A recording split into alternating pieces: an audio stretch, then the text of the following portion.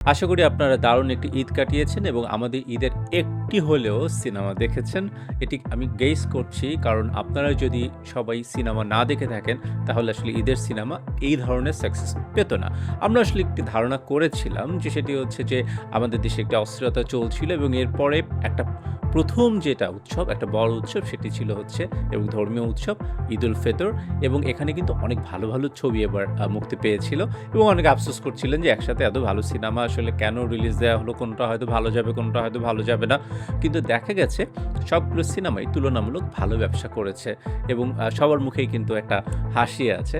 আমি অবশ্যই আপনাদের কনগ্রাচুলেট করতে চাই যে আপনারা আসলে দলে, দলে সিনেমা হলে গিয়েছেন এবং সব তারকার ভক্তরাই কিন্তু চেষ্টা করেছেন তাদের সিনেমা যেন ভালো চলে। আগে নির্মাণ করেছেন ছোট পর্দার একজন অভিজ্ঞ নির্মাতা। তিনি হচ্ছেন শিহাব শাহীন, যার আগে একটি সিনেমা রিলিজ হয়েছিল। সেই সিনেমাটিতেও অনেক প্রশংসিত হয়েছিল, 'ছুঁয়ে দিলে মন'।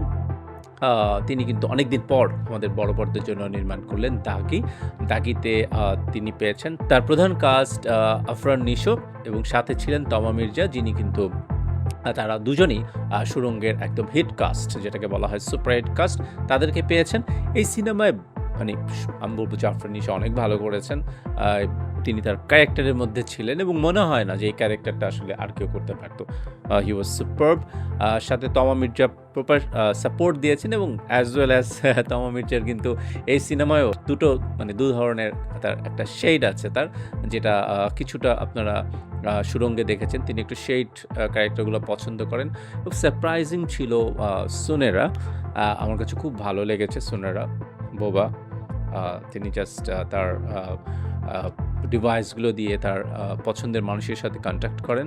আমার কাছে ভালো লেগেছে সিনেমাটি এবং সিনেমাটি উপভোগ করা যায় এবং এই সিনেমাটিতেও আমি ঠিক জানি না, মানে আমার কাছে মনে হয়েছে আরকি যে একটি দৃশ্য তো আছেই। এই দৃশ্যটির জন্য হলেও এই সিনেমাটি গ্রেডেশন পেতে পারত।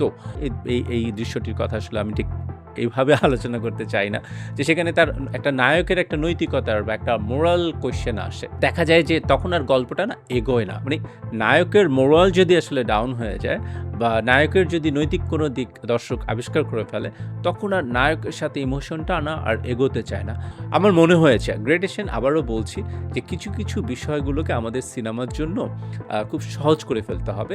গ্রেডেশন আমাদের সিনেমার স্বাধীনতা দেয়, আমাদের নির্মাতার স্বাধীনতা দেয় এবং একই সাথে এটি কিন্তু দর্শককেও একটা অধিকার দেয় যে তিনি বেছে নিতে পারেন তিনি সপরিবারে সিনেমাটা দেখবেন, নাকি তার একজন হাসব্যান্ড তার ওয়াইফকে নিয়ে দেখবেন, নাকি তিনি একা দেখবেন।